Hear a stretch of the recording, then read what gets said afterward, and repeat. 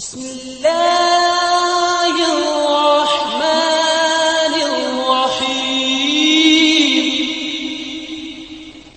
فلا مضل له ومن يضلل فلا هادي له واشهد ان لا اله الا الله وحده لا شريك له واشهد ان محمدا عبده ورسوله يا ايها الذين امنوا اتقوا الله حق تقاته ولا تموتن الا وانتم مسلمون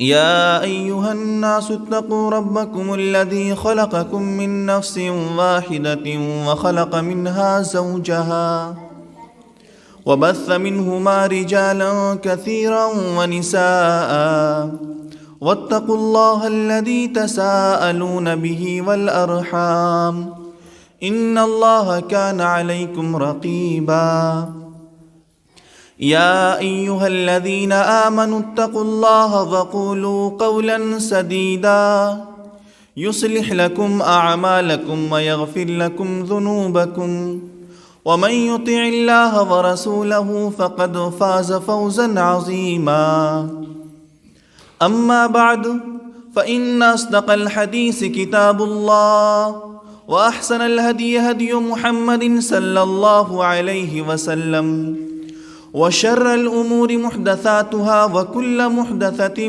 بدعة وكل بدعة ضلالة وكل ضلالة في النار فأعوذ بالله السميع العليم من الشيطان الرجيم بسم الله الرحمن الرحيم قاف والقرآن المجيد بل عجبوا أن جاءهم منذر منهم فقال الكافرون هذا شيء عجيب أإذا متنا وكنا ترابا ذلك رجع بعيد قد علمنا ما تنقص الأرض منهم وعندنا كتاب حفيظ بل كذبوا بالحق لما جاءهم فهم في أمر مريج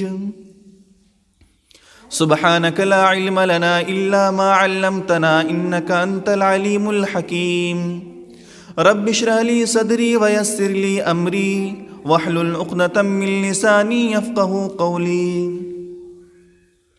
وقال الله تعالى يا أيها الذين آمنوا لا تخونوا الله والرسول وتخونوا أماناتكم وأنتم تعلمون واعلموا أنما أموالكم وأولادكم فتنة والله عنده أجر عظيم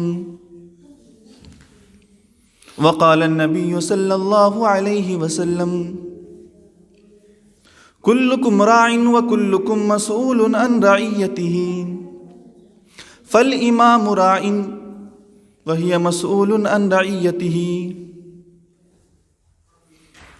تمام قسم کی تعریف و توصیف حمد و ثنا برائی و کبریائی مدح و ستائش اس وحدہ لا شریک کے لیے ہے جس نے ہمیں اشرف المخلوقات بنایا، ہماری رشد و ہدایت کے لیے پے در پے انبیاء و رسول کو مبعوث فرماتا رہا۔ درود و سلام کا نزول ہو تمام انبیاء علیہم الصلاۃ والسلام پر، خصوصاً آخری نبی احمد مجتبیٰ محمد مصطفیٰ صلی اللہ علیہ وسلم پر۔ اللہم صلی علی محمد وعلی آل محمد کما صلیت علی ابراہیم وعلی آل ابراہیم انک حمید مجید۔ اللہم بارک علی محمد وعلی آل محمد کما بارکت علی ابراہیم وعلی آل ابراہیم انک حمید مجید۔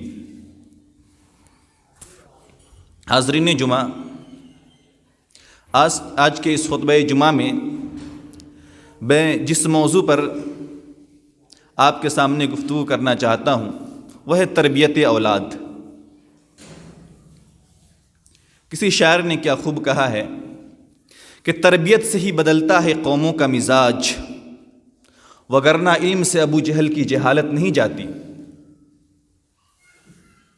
اللہ رب العالمین کی بے شمار نعمتیں ہمارے اوپر ہیں، اور انہی نعمتوں میں سے ایک نعمت، ایک امانت اولاد بھی ہے۔ اولاد کے بارے میں اگر آپ جاننا چاہتے ہیں کہ اللہ رب العالمین کی کتنی بڑی نعمت ہے تو آپ ان لوگوں سے ملیں جو بے اولاد ہے، اور واقعتاً اللہ رب العالمین جس انسان کو اولاد عطا کرتا ہے بہت بڑی نعمت سے نوازتا ہے، لیکن اگر ہم قرآن کا مطالعہ کریں گے تو اولاد کے تعلق سے قرآن دو طرح کی باتیں بتلاتا ہے۔ کہیں قرآن یہ کہتا ہے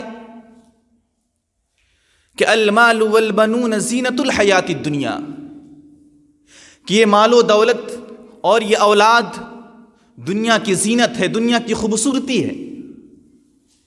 اور کہیں پر یہ قرآن فرماتا ہے انما اموالکم و اولادکم فتنہ، کہ تمہاری اولادیں اور تمہارا مال و دولت تمہارے لیے فتنہ ہے۔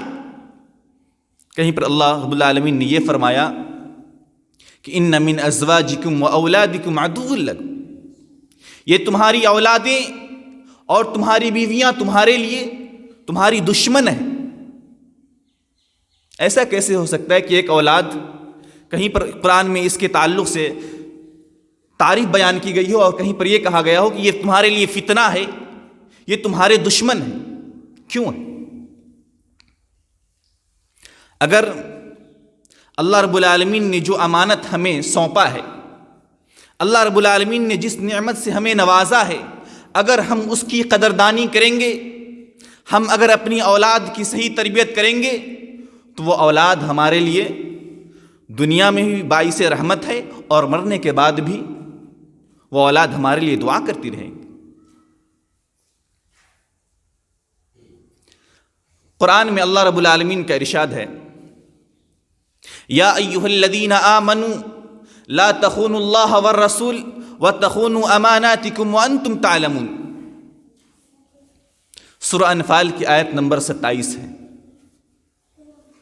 بظاہر اس آیت کا تعلق تربیت اولاد سے تو نہیں لگ رہا، لیکن اگر ہم غور کریں گے اس آیت کے ترجمہ پر تو ہمیں معلوم ہوگا کہ یہ آیت تربیت اولاد کے تعلق سے ہے۔ اللہ رب العالمین اس آیت کے اندر فرماتا ہے یا ایھا الذین آمنوا، اے ایمان والو، اے وہ لوگ جو ایمان لے آئے ہو، لا تخونوا اللہ والرسول وتخونوا اماناتکم وانتم تعلمون، اللہ کے ساتھ خیانت نہ کرو اور اللہ کے رسول کے ساتھ بھی خیانت نہ کرو۔ وَتَخُونُوا أَمَانَاتِكُمْ وَأَنْتُمْ تَعْلَمُونَ، اور وہ امانتیں جو اللہ رب العالمین تمہیں سونپی ہے اس کے ساتھ بھی خیانت نہیں کرنا۔ اب ہمیں کیسے معلوم کہ امانت میں اولاد بھی ہے؟ اگلا آیت ہے، اس پر ہم غور کرتے ہیں۔ آگے فرمایا اللہ رب العالمین وَاعْلَمُوا أَنَّمَا أَمْوَالُكُمْ وَأَوْلَادُكُمْ فِتْنَةٌ وَأَنَّ اللَّهَ عِنْدَهُ أَجْرٌ عَظِيمٌ، کہ جان لو تمہاری اولاد اور تمہارا مال و دولت یہ فتنہ ہے، وَأَنَّ اللَّهَ عِنْدَهُ أَجْرٌ عَظِيمٌ، اور اللہ رب العالمین کے پاس بہترین بدلہ ہے، اجر ہے، اجر عظیم ہے۔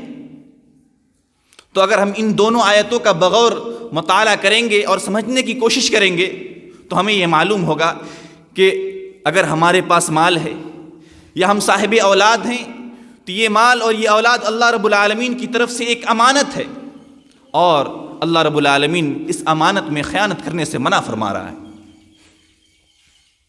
اگر ہمارے پاس مال و دولت ہے تو ہم اس کا صحیح استعمال کریں، اگر ہم صاحب اولاد ہیں تو اپنی اولاد کی صحیح تربیت کریں۔ اللہ رب العالمین قرآن مجید کے اندر ارشاد فرماتا ہے یا ایھا الذین آمنوا، ایمان والوں سے خطاب ہے، یا ایھا الذین آمنوا قوا انفسکم واہلیکم نارا وقودها الناس والحجارہ علیہا ملائکۃ غلاظ شداد لا یعصون اللہ ما امرہم ویفعلون ما یؤمرون۔ اے ایمان والو، قوا انفسکم واہلیکم نارا، تم اپنے آپ کو، اپنے نفس کو اور اپنی اہل و عیال کو جہنم کی آگ سے بچاؤ۔ دنیاوی معاملہ میں ہم کیا کرتے ہیں؟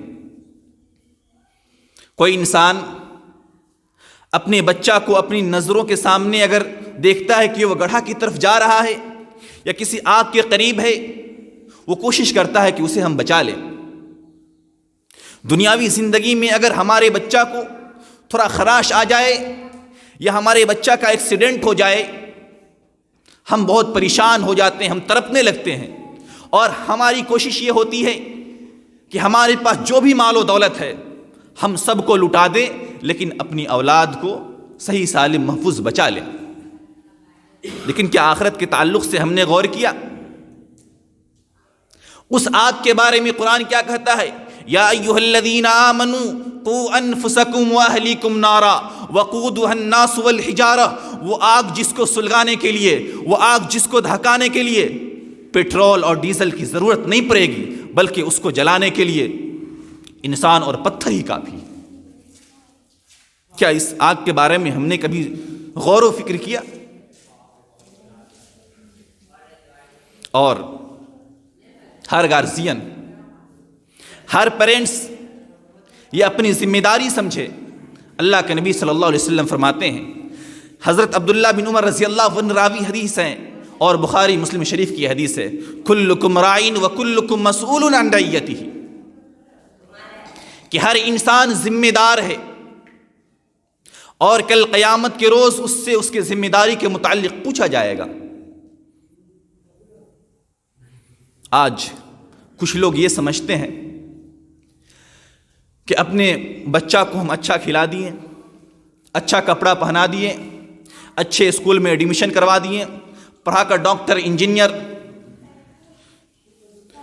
اور بھی بہت سارے چیزیں ان کو ہم بنا دی تو یہ ہماری ذمہ داری ختم ہو گئی، ہمارا بچہ کامیاب ہو گیا۔ ایسا نہیں، کل قیامت کے روز آپ کی اولاد کے متعلق آپ سے یہ نہیں پوچھا جائے گا کہ آپ نے اپنے بچوں کو ڈاکٹر بنایا یا نہیں بنایا، انجینئر بنایا یا نہیں بنایا، لیکن اس کے تعلق سے ضرور پوچھا جائے گا کہ آپ نے دینی تعلیم دی یا نہیں دی، آپ نے اپنے بچوں کی صحیح تربیت کی یا نہیں کی۔ ہر انسان ذمہ دار ہے اور کل قیامت کے روز اس سے اس کے ذمہ داری کے متعلق پوچھا جائے گا۔ اور ایک حدیث میں، ایک دوسری حدیث میں ہے، اللہ کے نبی صلی اللہ علیہ وسلم فرماتے ہیں کہ کسی انسان کو، کسی شخص کو اگر کسی چیز کا ذمہ دار بنا دیا جاتا ہے اور وہ اپنے رعایا کے ساتھ دھوکہ کرتا رہتا ہے، الا حرم اللہ علیہ الجنہ، اگر اس کی موت ہو جاتی ہے تو الا حرم اللہ علیہ الجنہ، تو اس حالت میں اللہ رب العالمین جنت کو اس کے اوپر حرام قرار دیتا ہے۔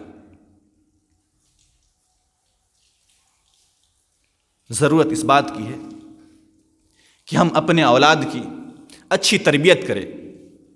اب ایک سوال پیدا ہوتا ہے کہ ہم اپنے اولاد کی تربیت کب سے کریں اور کیسے کریں؟ ایک اہم سوال ہے۔ جاپان کے اندر جب بچہ اپنے ماں کے پیٹ میں ہوتا ہے تو ان کے پیرنٹس، ان کے والدین ہوتے ہیں، تو اس وقت وہ طے کر لیتے ہیں کہ اس بچہ کو کیا بنانا ہے، اسے ڈاکٹر بنانا ہے، اسے سائنسداں بنانا ہے، یا جو بھی بنانا ہوتا ہے۔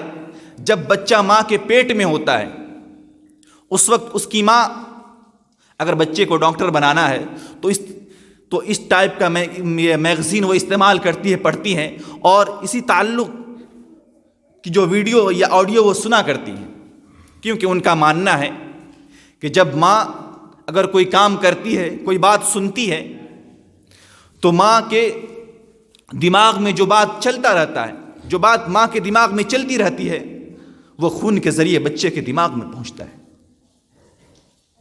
لوگ بہت حیران ہیں کہ یار یہ جاپان کتنا آگے نکل گیا، اپنی بچوں کی تربیت کے تعلق سے کتنا پہلے سے سوچتا ہے۔ اور یہی وجہ ہے کہ جاپان میں جب کوئی بچہ پیدا ہوتا ہے تو اس کی عمر اس وقت 1 سال یا 9 ماہ لکھی جاتی ہے۔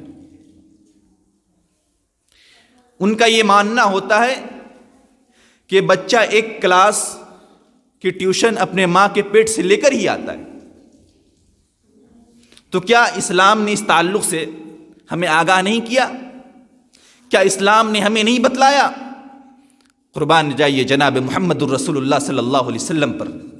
آج سے 1450 سال پہلے اللہ کے نبی صلی اللہ علیہ وسلم نے بتلایا تھا کہ جب میاں بیوی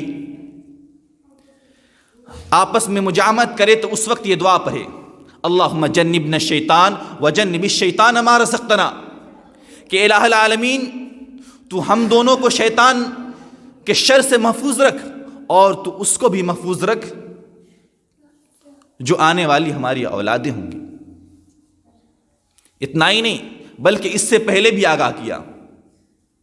اللہ رب العالمین نے قرآن کے اندر فرمایا تزوجوا الودود، اللہ رب العالمین نے قرآن کے اندر فرمایا کہ تم ایسی عورتیں سے شادی کرو جو تم سے محبت کرنے والی ہو، معدت کرنے والی ہو۔ اور اس طرح اللہ کے نبی صلی اللہ علیہ وسلم نے حدیث کے اندر فرمایا تزوجوا الودود الولود فانی مکاثر بکم الامم، کہ تم ایسی عورتوں سے شادی کرو جس کے اندر معدت ہو، وہ بہت ہی زیادہ محبت کرنے والی ہو۔ معدت کا اصل مطلب کیا ہے، اصل معنی کیا ہے؟ معدت کا اصل مطلب یہ ہے کہ جس کے اندر بڑوں کی عزت ہو، چھوٹوں کے ساتھ جو شفقت کرے، جس کو اپنے خاندان کی عزت، اپنے بھائی کی عزت پیاری ہو۔ وہ محبت نہیں جو آج کل ہماری نوجوان نسلیں کیا کرتی ہیں، وہ محبت نہیں ہے، وہ معدت نہیں ہے۔ اس کے اندر خاندان کی عزت جاتی ہے، اپنے والدین کے پگڑیاں کو اچھالتے ہیں۔ اور دوسری جگہ اللہ کے نبی صلی اللہ علیہ وسلم نے لڑکی والوں کو مخاطب کرتے ہوئے کہا اذا خطب احدكم من ترضون دینه وخلقه فزوجوه الا تفعلوه تكن فتنة في الارض وفساد كبير، کہ اگر تمہارے یہاں کسی ایسے لڑکے کا نکاح کا پیغام آئے اذا خطب احدكم من ترضون دینه وخلقه فزوجوه، جس کے دینداری سے، جس کے اخلاق سے تم راضی ہو، فزوجوه، تو اس سے اپنے لڑکی کی شادی کر دو۔ الا تفعلوه تکن فتنة فی الارض وفساد کبیر، ایک حدیث میں ہے وہ فساد عریض، اگر تم ایسا نہیں کرتے ہو تو زمین کے اوپر فساد برپا ہو جائے گا، زمین کے اوپر فتنہ برپا ہو جائے گا۔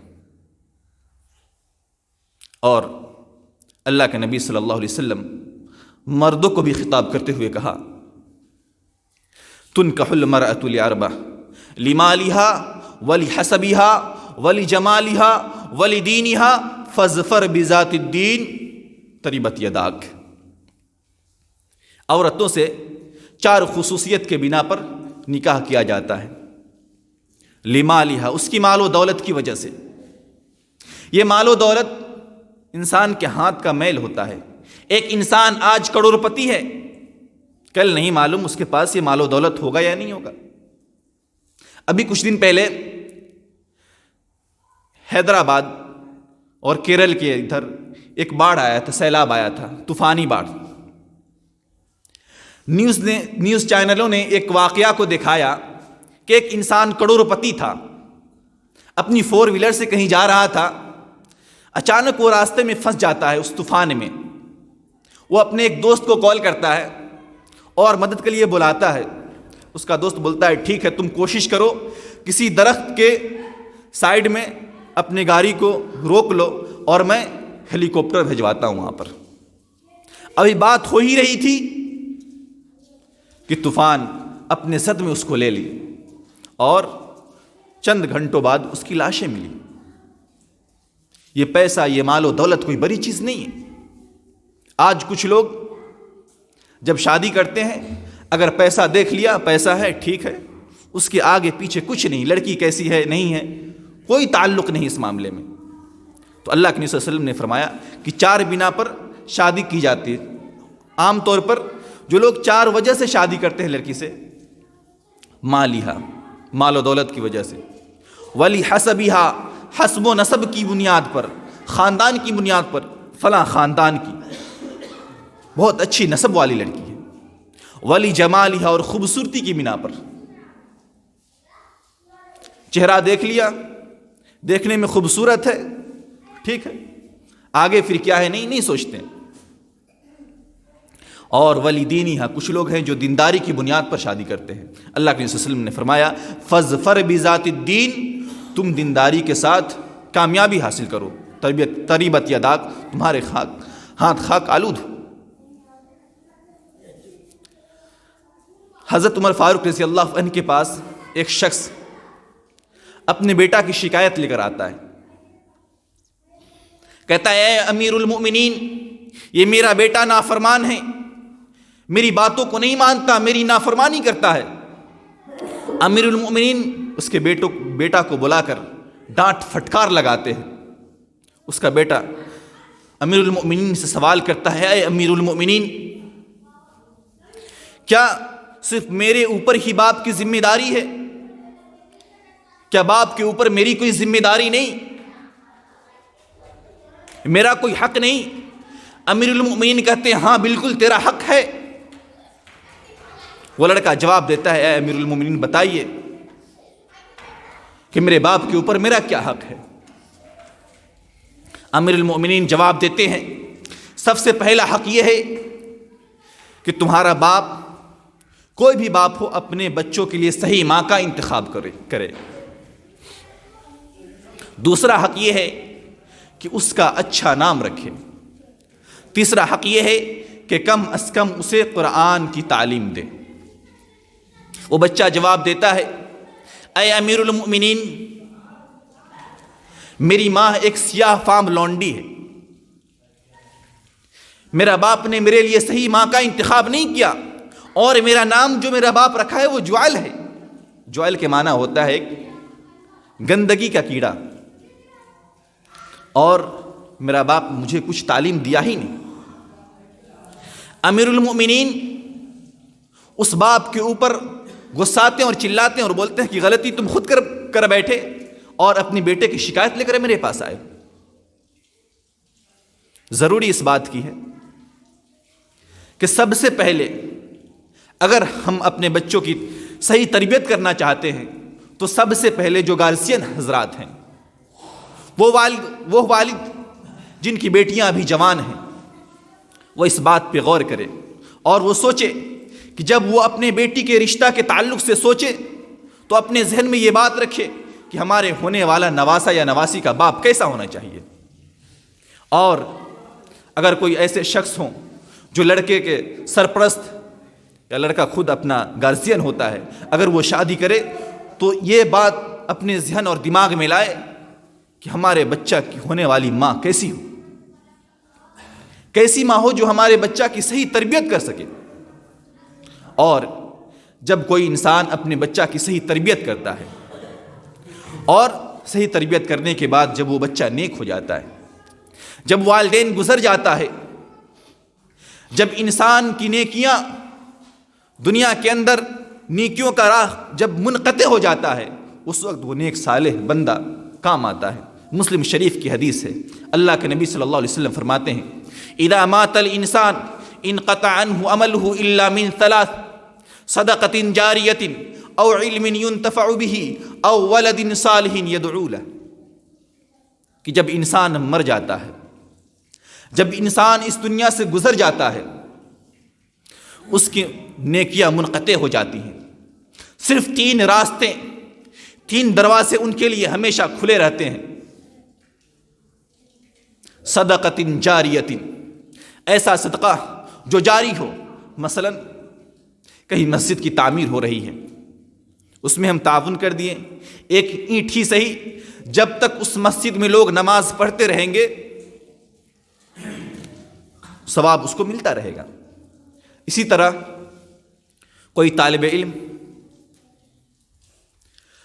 جو پڑھائی کر رہا ہو لیکن اس کے پاس اتنی حیثیت، مالی حیثیت اتنی کم ہو کہ وہ اپنی تعلیم کو جاری نہیں رکھ پاتا ہو، اگر آپ اس کی مدد کر دیں تو اگر وہ طالب علم جو علم حاصل کرے گا اور علم حاصل کرنے کے بعد وہ لوگوں کو اس سے فائدہ پہنچائے گا تو وہ ثواب اس انسان کو بھی پہنچتا رہے گا جس نے اس کے علم حاصل کرنے کے راستے میں اس کی تعاون کی مدد کی۔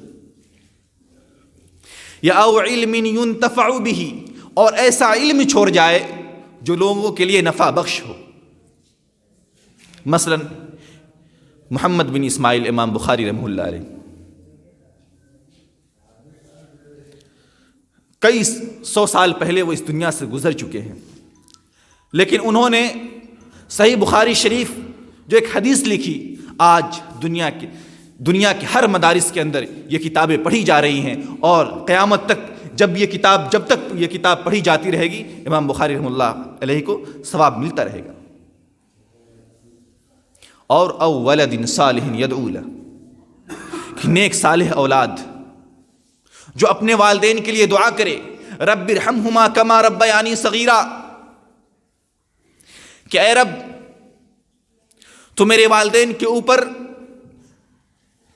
شفقت کر، رحمت کر، جس طرح اس نے بچپن میں میرے ساتھ شفقت کیا کرتے تھے۔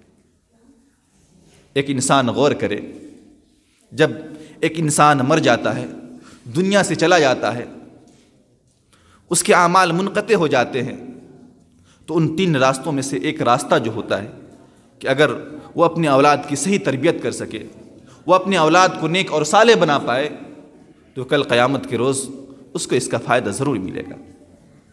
اب آئیے کہ ہم اپنی اولاد کی تربیت کیسے کریں۔ آج کل عموماً جب بچہ پیدا ہوتا ہے تو بچہ کے سامنے ہم اس وقت بچہ کو بچہ سمجھتے ہیں، اور جو ہمیں دل کرتا ہے ہم اپنے حساب سے کام کرتے رہتے ہیں۔ لیکن جب بچہ ہوتا ہے اس وقت بھی وہ سیکھتا ہے، وہ سمجھنے کی کوشش کرتا ہے، اپنے والدین کی حرکات و سکنات پہ وہ نظر رکھتا ہے۔ اگر بچہ کی صحیح تربیت کرنی ہو تو سب سے پہلی ضروری چیز یہ ہے کہ آپ خود تربیت یافتہ ہو جائیں۔ ایک انسان خود تربیت یافتہ نہ ہو اور چاہے کہ ہم اپنے بچوں کی تربیت کر پائیں، وہ نہیں کر پائے گا۔ ایک انسان خود ڈرائیور نہ ہو اور وہ چاہے کہ اپنے بچہ کو ہم ڈرائیونگ سکھا دیں، نہیں سکھا پائے گا۔ تو سب سے پہلی چیز یہ ہے کہ ہم خود تربیت یافتہ ہو۔ دوسری چیز یہ کہ ہم اللہ رب العالمین سے دعا کریں، رب هب لی من الصالحین، کہ الہ العالمین تو ہمیں نیک اور صالح اولاد عطا کر۔ انبیاء علیہم الصلاۃ والسلام جب بھی اللہ رب العالمین سے اولاد کی طلب کرتے تھے تو ساتھ میں نیک اور صالح اولاد کی دعا مانگا کرتے تھے۔ الہ العالمین جو اولاد تو ہمیں دینا وہ نیک اور صالح اولاد عطا کرنا۔ اس کے بعد ہم بچوں کو زیادہ کچھ کہیں نہیں، بلکہ ان کے سامنے ہم ایک اچھا انسان بن کر دکھائیں۔ عام طور پر دیکھا جاتا ہے کہ جس گھر کے اندر چھوٹا بچہ ہوتا ہے، اس گھر کے اندر اگر بچے کی ماں یا پھر اس کا باپ نماز پڑھ رہا ہوتا ہے، وہ بچہ جس کو ابھی صحیح سے چلنے کا ڈھنگ نہیں، وہ صحیح سے کھڑا نہیں ہو پاتا، رکوع کرنے نہیں آتا اس کو، لیکن اپنے والدین کو دیکھ کر ان کی حرکات و سکنات کو دیکھ کر وہ نقالی کرنے کی کوشش کرتا ہے، اور جس طرح ان کی ماں اگر وہ قیام کرتی ہے تو بچہ بھی قیام کرنے کی کوشش کرتا ہے، اگر وہ رکوع میں جاتی ہے وہ بچہ بھی رکوع میں جانے کی کوشش کرتا ہے، اس کا پیر لڑکھڑاتا ہے، وہ زمین پر گر جاتا ہے، لیکن پھر بھی اس کی کوشش ہوتی ہے۔ ماں کو سجدے میں دیکھ کر وہ بچہ سجدہ کرنے کی کوشش کرتا ہے۔ تو ضرورت اس بات کی ہے کہ ہم خود صحیح بنیں، ہم اپنی اولاد کو امپریس کریں، اپنی اخلاق سے امپریس کریں، اپنی عبادات سے امپریس کریں، اور بچوں کو اللہ رب العالمین کی تعارف کروایا جائے۔ مثبت تعارف، منفی تعارف نہیں۔ آج کل عام طور پر لوگ منفی تعارف کرواتے ہیں۔ مثلا اگر بچہ بدماش ہے، کوئی شرارتی کرتا، کہتے ہیں بیٹا یہ شرارتی مت کرو، اللہ رب العالمین تجھے سزا دے گا۔ یہ اللہ رب العالمین کا منفی تعارف ہے۔ بلکہ آپ بچے کو یہ کہیے کہ بیٹا تم اگر یہ اچھا کام کرو گے اللہ رب العالمین خوش ہوگا اور تمہیں نوازے گا۔ اس طرح ہم بچے کو اللہ رب العالمین کی حقیقی پہچان بتلائیں۔ اگر ہم لقمان حکیم کے واقعہ کو پڑھیں سورہ لقمان کے اندر، تو لقمان حکیم اپنے بیٹا کو نصیحت کرتے ہوئے فرماتے ہیں، سب سے پہلے یا بنی لا تشرک باللہ ان الشرک لظلم عظیم، کہ اے بیٹے لا تشرک باللہ، اللہ کے ساتھ کسی اور کو شریک مت ٹھہرانا، ان الشرک لظلم عظیم، شرک سب سے بڑا ظلم ہے۔ ظلم کا معنی کیا ہے؟ وضع الشیء فی غیر محلہ، کسی بھی چیز کو اس کی اصل جگہ سے اٹھا کر دوسری جگہ پر رکھ دینا، یہی شرک ہے، یہی ظلم ہے۔ اور لقمان حکیم نے شرک کو ظلم عظیم کہا، سب سے بڑا ظلم۔ اس سے بڑا ظلم کیا ہو سکتا ہے کہ لوگ اللہ رب العالمین کہ حق کو اٹھا کر اس کے بندہ کے سامنے رکھ دے؟ تو سب سے پہلی جو شروعات اپنے اولاد کی تربیت کا ہم کریں تو سب سے پہلے اللہ رب العالمین کا صحیح تعارف کروائیں، اس کے بعد پھر اس کو دین کے احکام کو بتلائیں۔ اگر بچہ 7 سال کا ہو تو اسے ہم نماز کا حکم دیں۔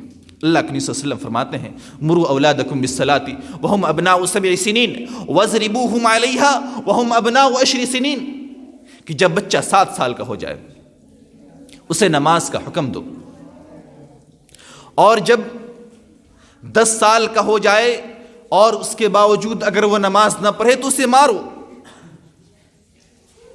آج کتنے گارجین، کتنے والدین ہیں جو اپنے اولاد کو نماز کے تعلق سے ڈانٹتے ہیں، ڈپٹتے ہیں، بولتے ہیں، مارتے ہیں۔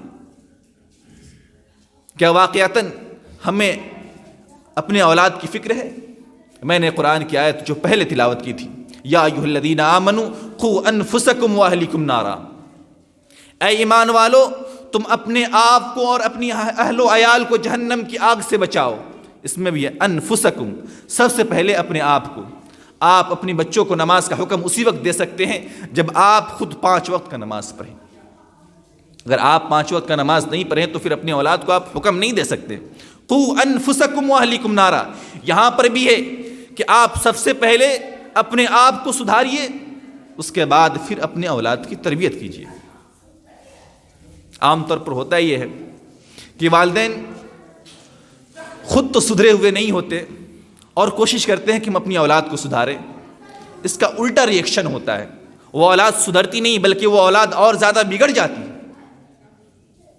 کچھ والدین ایسے ہوتے ہیں کہ وہ اپنے بچوں کی تربیت کے تعلق سے یہ سوچتے ہیں کہ ایک ہی دن میں ہم اس کی اصلاح کر دیں، اور ایک ہی دن میں وہ اس طرح ان کی تربیت کرنے کی کوشش کرتے ہیں کہ ان کی تربیت نہیں بلکہ وہ خود اپنی اولاد کو بگاڑ دیتے ہیں۔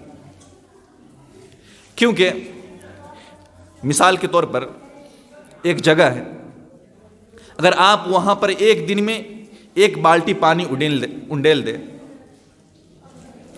پھر بھی اتنا فرق نہیں پڑے گا، لیکن وہیں پر کوئی نل وغیرہ دیکھتے ہوں گے جہاں پر بوند بوند کر کے پانی ٹپکتا ہے، اور وہ بوند بوند پانی جب مہینوں تک ٹپکتا ہے تو اس پتھر کے یہاں پر تھوڑا سا خراش آ جاتا ہے، ایک نقشہ کھنچ جاتا ہے۔ کیوں کھنچتا ہے؟ وہ پانی تو تھوڑا تھوڑا گرتا ہے لیکن کنٹینیو گرتا ہے۔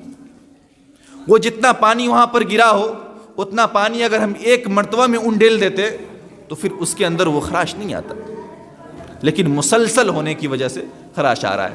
تو ہم بھی جب اپنے اولاد کی تربیت کریں تو کم ہی کریں لیکن مسلسل کریں۔ اگر ہم اپنی اولاد کی صحیح تربیت کر پاتے ہیں تو دنیا کے اندر ہمارے لیے اس سے بڑی خوش نصیبی اور کچھ نہیں ہو سکتی۔ آپ ان سے پوچھئے جن کی اولاد بگڑی ہوئی ہے، راتوں کی نیند ان کی حرام ہو گئی ہے، وہ چین کی نیند نہیں لیتے، دن بھر پریشان رہتے ہیں، لوگوں کی طعنے سنتے ہیں، اور بڑھاپے کی عمر میں خود اپنی اولاد سے جو ان کو جھیلنا پڑتا ہے وہی جانتے ہیں۔ ایک اور اہم ضروری بات یہ ہے کہ آپ اپنی اولاد کو کبھی بد دعا نہ دیں۔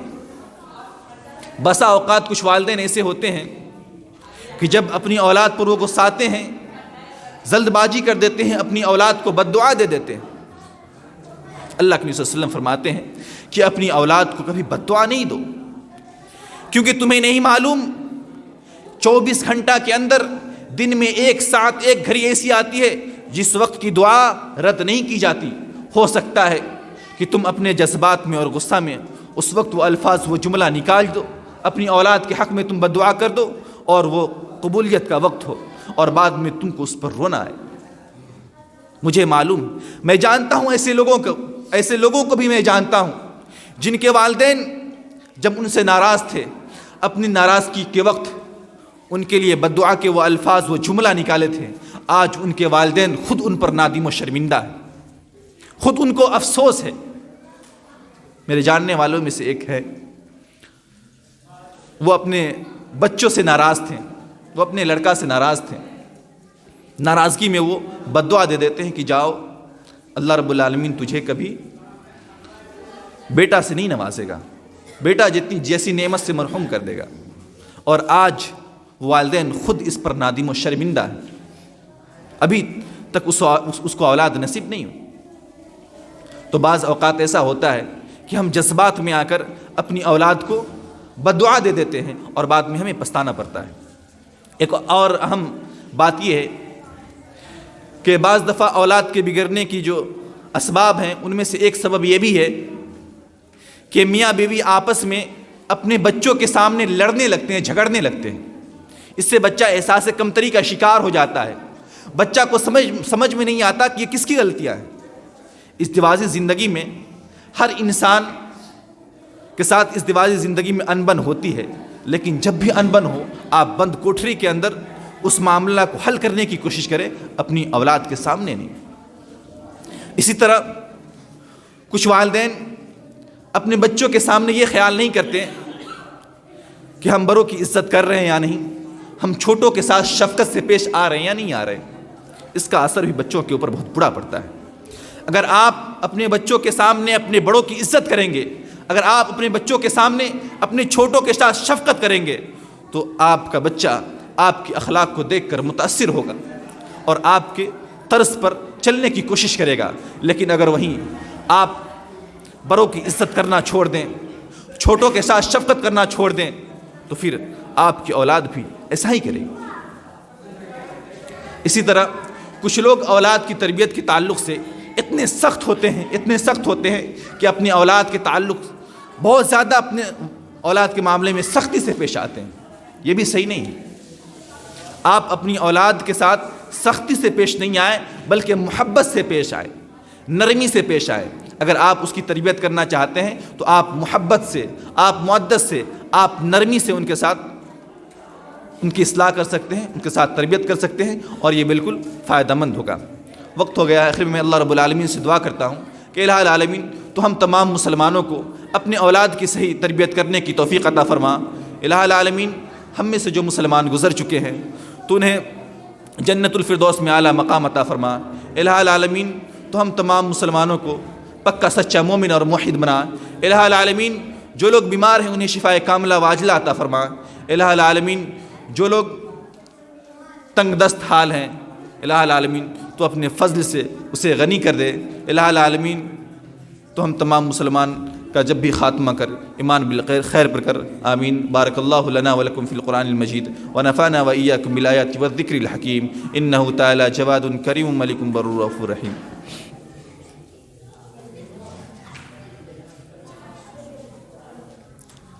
الحمد للہ نحمده ونستعینه ونستغفره ونعوذ باللہ من شرور انفسنا ومن سیئات اعمالنا من يهده الله فلا مضل له ومن يضلل فلا هادي له واشهد ان لا اله الا الله وحده لا شريك له واشهد ان محمدا عبده ورسوله يا ايها الذين امنوا اتقوا الله حق تقاته ولا تموتن الا وانتم مسلمون يا ايها الناس اتقوا ربكم الذي خلقكم من نفس واحدة وخلق منها زوجها وبث منهما رجالا كثيرا ونساء واتقوا الله الذي تساءلون به والارحام ان الله كان عليكم رقيبا يا ايها الذين امنوا اتقوا الله وقولوا قولا سديدا يصلح لكم اعمالكم ويغفر لكم ذنوبكم ومن يطع الله ورسوله فقد فاز فوزا عظيما اللهم صل على محمد وعلى آل محمد كما صليت على إبراهيم وعلى آل إبراهيم إنك حميد مجيد اللهم بارك على محمد وعلى آل محمد كما باركت على إبراهيم وعلى آل إبراهيم إنك حميد مجيد اللهم انصر من نصر دين محمد صلى الله عليه وسلم